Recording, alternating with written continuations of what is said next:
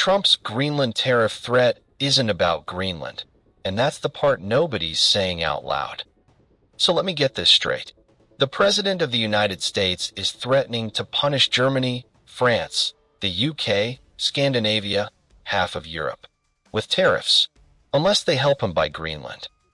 Not sanction a hostile regime, not respond to an attack, not enforce a treaty.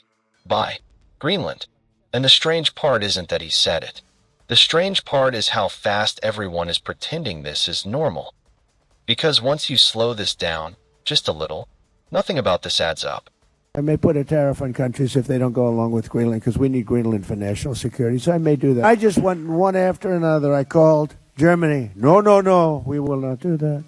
I said, no, we're going to put a 25% tariff, which is, by the way, about 7 times more than they would have to pay by raising their drug, like 7 times. This wasn't like a little bit more, 7 times more.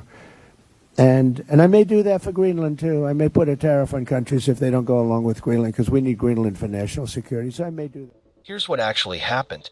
President Trump announced that starting February 1st, 2026, the U.S. will impose a 10% tariff on goods from Denmark, Norway, Sweden, France, Germany, the United Kingdom, the Netherlands, Finland.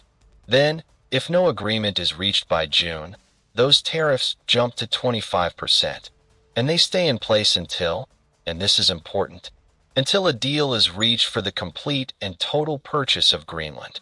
That's not a negotiating framework. That's a ransom note. Greenland, for context, is a semi-autonomous territory governed by Denmark. It is not for sale. Its people have repeatedly said so. Their government has repeatedly said so. And today, tens of thousands of Greenlanders, in a country of only about 56,000 people, took to the streets. Their message was simple: Greenland is not for sale. Now here's where this stops being about Greenland. Trump says this is about national security. China, Russia, the Arctic. Fine. Let's take that claim seriously for a moment.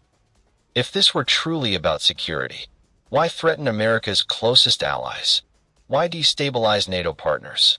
Why openly suggest pulling out of NATO while demanding NATO cooperation? And here's the key detail the coverage keeps skating past. European countries have already sent military personnel to Greenland. Joint exercises. Security coordination.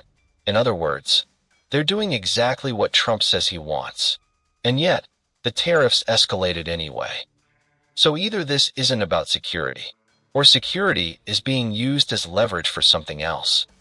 This is where the tone of coverage gets interesting.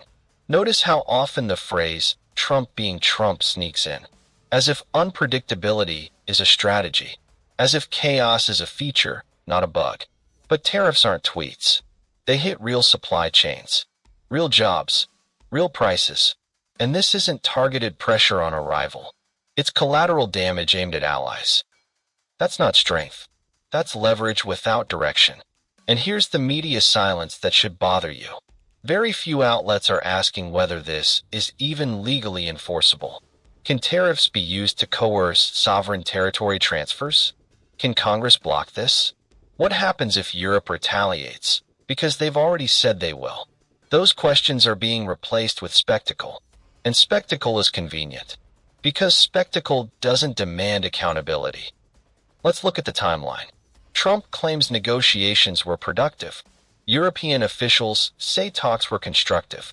Then, without warning, the tariff threat drops. That's not escalation after failure. That's escalation despite dialogue, which tells you something important. This was likely decided before the meetings ever happened. Meaning the talks weren't diplomacy. They were theater. Here's the takeaway I want you to sit with. When power stops caring whether a demand is reasonable, only whether it can be enforced, that's not negotiation anymore. That's coercion. And when the targets aren't enemies, but allies, the cost doesn't stay overseas. It comes home in prices, in trust, in credibility. This isn't about Greenland. It's about whether economic weapons are being normalized as tools of personal leverage. Let that sink in. So here's the question I want to leave you with. If 75% of Americans oppose this, if Greenland says no, if Europe says this crosses a line, who exactly is this strategy for? And what happens when the leverage runs out? If you want political coverage that slows the noise down and actually follows the power, subscribe to Breaking Supporters. We don't do spin here. We do receipts. I'll see you in the comments.